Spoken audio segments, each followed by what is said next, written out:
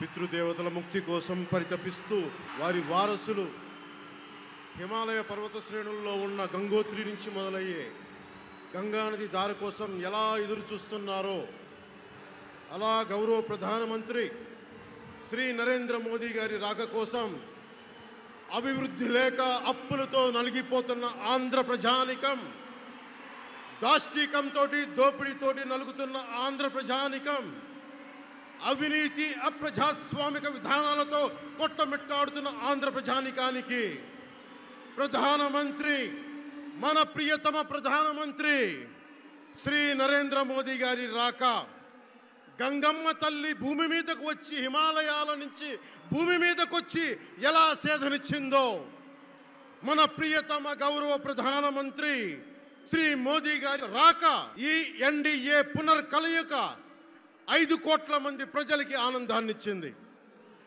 దేశ ప్రజల ఆశీస్సులతో ముచ్చటగా 3వసారి ప్రధానమంత్రి అవ్వబోతూ హ్యాట్రిక్ కొట్టబోతున్న శ్రీ మోదీ గారికి ఆంధ్ర రాజ్య ప్రజల తరపు నుంచి ఎన్డీఏ కూటమిలో భాగస్వామ్యమైన 3 పార్టీలు భారతీయ జనతా పార్టీ, తెలుగుదేశం, జనసేన తరపు నుంచి శ్రీ నరేంద్ర మోదీ గారికి ఘన స్వాగతం పలుకుతూ హృదయపూర్వక నమస్కారాలు తెలియజేస్తున్నాను. 2014లో తిరుపతి బాలాజీ వెంకటేశ్వర స్వామి సాక్షిగా ఈ పొత్తు మొదలైంది. ఈ రోజున ఇక్కడ 2024లో బెజవాడ కనకదుర్గమ్మ సాక్షిగా ఈ పొత్తు వేరే రూపం తీసుకోబోతుంది. దుర్గమ్మ తల్లి స్వయంగా ఆశీర్వదిస్తుంది. ఇక్కడ ఆంధ్ర రాజధానికి అమరావతి దేదీప్యమానంగా వెలగాలని, దానికి నేను అండగా ఉన్నానని మోదీ గారు మరీ వచ్చారు ఇక్కడికి.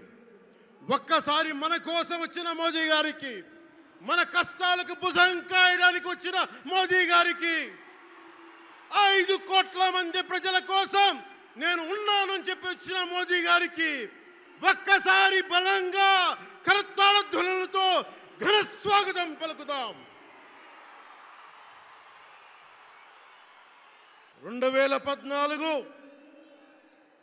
తిరుపతి బాలాజీ ఆశీస్సులతో ఎన్డీఏ విజయాన్ని సాధించింది, ప్రభుత్వాన్ని స్థాపించింది. 2024లో దుర్గమ్మ తల్లి ఆశీస్సులతో మొదలు పెడుతున్నాం. అంతకు మించిన ఘన విజయం సాధిస్తున్నాం. ఎన్డీఏ ప్రభుత్వాన్ని స్థాపిస్తున్నాం. బిడ్డలకి అండగా ఉండే దుర్గమ్మ తల్లి అయ్య కంటే ఒక ముద్ద ఎక్కువే పడద్ది. అలాంటి తల్లి ఆశీస్సులతోటి మన ప్రభుత్వాన్ని స్థాపించే దిశగా వెళ్తున్నాం. మోదీ గారు డిజిటల్ భారత్ అన్న నేపథ్యంలో దేశాన్ని మొత్తం తీసుకెళ్తా ఉంటే ఇక్కడున్న వైసీపీ ప్రభుత్వం అధికారికంగా ప్రతి చోట క్యాష్ ఎకానమీ అయిపోయింది. దేశాన్ని డిజిటలైజ్ చేద్దాం, కరప్షన్ తగ్గిద్దాం, బ్లాక్ మనీని తగ్గిద్దామంటే ఆంధ్ర రాజ్యంలో, ఆంధ్ర రాష్ట్రంలో మటుకు బ్లాక్ మనీ ఎక్కువైపోయింది. ఉదాహరణకి సారా తీసుకుంటే, ఏరక్ వ్యాపారమే తీసుకుంటే సంపూర్ణ మద్యపాన నిషేధం అని చెప్పి వచ్చిన వ్యక్తి ఈ రోజున మద్యాన్ని సారా ముఖ్యమంత్రి కాదు, అతను ఒక సారా వ్యాపారి. అతను ఈ రోజున 1,13,580 కోట్ల రూపాయలు 5 సంవత్సరాల్లో అఫీషియల్గా అన్అఫీషియల్గా సేల్స్ అది పెట్టారు. కానీ దాన్ని అండర్ రిపోర్ట్ చేస్తూ 84,050 కోట్ల మటుకు చూపించారని చెప్తా ఉన్నారు. ఈ రోజున కేంద్ర ప్రభుత్వానికి కానీ భారతదేశపు ఎక్స్చెక్కర్కి కానీ 10,000 కోట్ల రూపాయల జిఎస్టీ ఎవేషన్ జరిగింది. అలాగే ఇసుక దోపిడీ, జేపీ వెంచర్స్ పేరు మీద ఆ బినామీలు ఎవరో తెలుసు, ఆ 5 మంది. पवन जरा पुलिस के लोग उनको नीचे उतारिए उनको।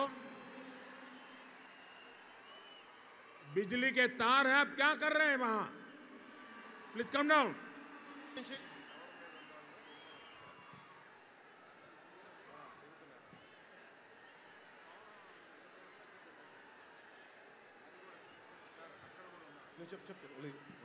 आपकी जिंदगी हमारे लिए बहुत कीमती है। प्लीज नीचे आइए। आप मीडिया वालों ने आपकी फोटो ले ली है, आप नीचे आइए।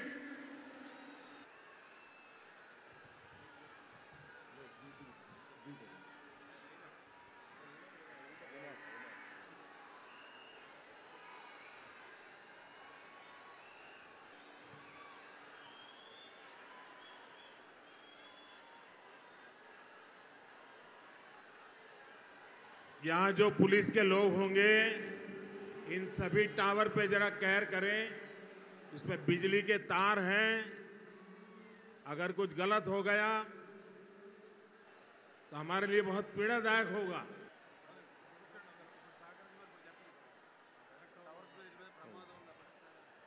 దయచేసి అందరూ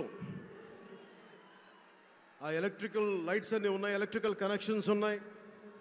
దయచేసి మీ ప్రాణాల మీద ప్రధానమంత్రి గారు ఎప్పుడు ప్రోటోకాల్ బ్రేక్ చేసి మరి మీకోసం వచ్చారు. దయచేసి వాటి మీదకి ఎక్కకండి. సభ సజావుగా జరగాలి, మీరు క్షేమంగా ఇంటికి వెళ్ళాలని ప్రధానమంత్రి మోదీ గారు కోరుకుంటూ మరి సభ కంటే ముందు వచ్చారు. ఆయన మాట్లాడగల సమయం కంటే కూడా ముందు వచ్చారు మీకోసం. దయచేసి బాబు మీరు కూడా దిగిపోయింది అక్కడి నుంచి, ఆ టవర్ నుంచి దిగిపోమ్మా. నువ్వు కూడా దిగిపో, ఆరెంజ్ చొక్కా దిగిపో, దిగిపో దిగిపో, దిగాలి దిగాలి. చుట్టుపక్కల ఎవరైనా టవర్స్ మీద ఎక్కుతాను దయచేసి డిస్కరేజ్ చేయండి. జేపీ వెంచర్స్ పేరు మీద జగన్ బినామీలు దాదాపు 40,000 కోట్ల స్కామ్ ఇసుక దోచేశారు. అందరూ అడిగిన వాళ్ళని, కిషన్ అనే రిపోర్టర్ని చిత్తూరులో చంపేశారు. ఇక లా అండ్ ఆర్డర్ దృష్టికి వస్తే ఆంధ్రప్రదేశ్ హైయెస్ట్ గాంజా క్యాపిటల్ అయిపోయింది. New drug capital of India అయిపోయింది ఆంధ్రప్రదేశ్. రాజ్యసభ హోంశాఖ సహాయ మంత్రి శ్రీ అజయ్ కుమార్ మిశ్రా గారు 2019 ఒక ప్రశ్నకి సమాధానంగా 2019-2021లో 30,196 ఆడవాళ్ళు అదృశ్యమయ్యారని చెప్పి స్వయాన రిపోర్ట్ చేశారు. 7,918 మంది 18 ఏళ్లలోపు యువతులు, 22,278 మంది 18 ఏళ్ల దాటిన యువతులు. దీనికి ఒక్క స్పందన లేదు ఈ ప్రభుత్వం నుంచి. ఒకవైపు ఆత్మనిర్భర్ భారత్గా, సెల్ఫ్ రిలయంట్ భారత్గా ఎక్కడి నుంచో విదేశాల నుంచి వచ్చిన సంస్థలు భారతదేశానికి వస్తుంటే ఆంధ్రప్రదేశ్కి రావాల్సిన సంస్థలు పారిపోతూ ఉన్నాయి. 2,200 కోట్ల పెట్టుబడితో సంస్థ హైదరాబాద్ తరలిపోయింది. Amar Raja, Franklin Templeton, Reliance Electric unit ఇవన్నీ ఈరోజు వెళ్ళిపోయినాయి ఆంధ్రప్రదేశ్ నుంచి. పారిశ్రామిక ప్రగతి ఒకప్పుడు 2019లో 10.24% ఉండగా ఈ రోజున -3.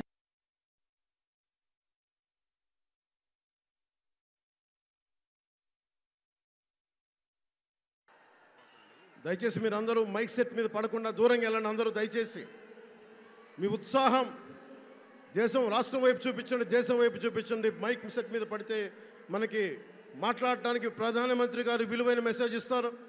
దానికోసం మైక్ మీద పడకుండా, కన్సోల్ మీద పడకుండా దయచేసి అందరూ అక్కడున్న యువకులు అందరూ దయచేసి ఒత్తిడి చేయకుండా వెనక్కి వెళ్ళండి. ఆంధ్రప్రదేశ్ నెగిటివ్ గ్రోత్ పోతా ఉంది. మా మీద తెలుసు వైజాగ్లో ఇన్సిడెంట్లు కానీ ప్రతిపక్ష నాయకుల మీద ఎలాంటి దాడులు చేశారో. బీజేపీ కార్యకర్తల్ని పొట్టల్లో కత్తులు గుచ్చి పేగులు బయటికి తీశారు వైసీపీ నాయకులు. వైఎస్ వివేకానంద రెడ్డి గారిని మర్డర్ చేయించిన ప్రభుత్వం ఇది. సిబిఎన్ గారిని ఇబ్బంది పెట్టిన ప్రభుత్వం అరెస్ట్ చేసి నన్ను స్వయాన అనేక పర్యాయాలు అడ్డుకున్న ప్రభుత్వం ఇది. ఈ ప్రభుత్వం పోవాలి.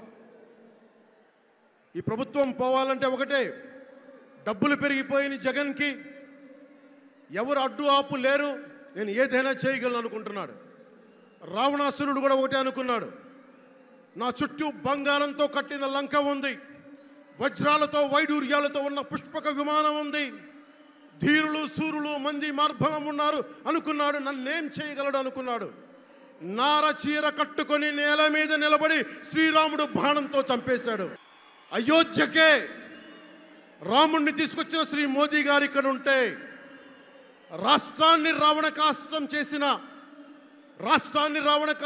చేసిన చిటికిని వేలంత రావణాసురుణ్ణి తీసేయడం అంత కష్టమా? నేను తాడేపల్లిగూడెం సభలోనే చెప్పాను, ఇక్కడ నుండి నేను దేవదత్తం పూరిస్తున్నానని.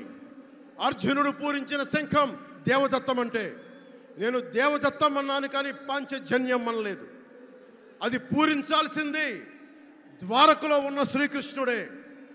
అక్కడి నుండే మోదీ గారు పాంచజన్యాన్ని వచ్చిన మోదీ గారు, గుజరాత్ ద్వారక నుంచి వచ్చిన శ్రీ మోదీ గారు ఈ కురుక్షేత్ర యుద్ధం కోసం పాంచజన్యాన్ని పూరిస్తారు. ఇక్కడ జరగబోయే ఎన్నికల కురుక్షేత్రం, ఈ యుద్ధం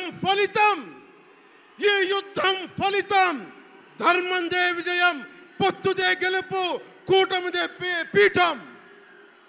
ధర్మందే విజయం, పొత్తుదే గెలుపు, కూటమిదే పీఠం. జై హింద్.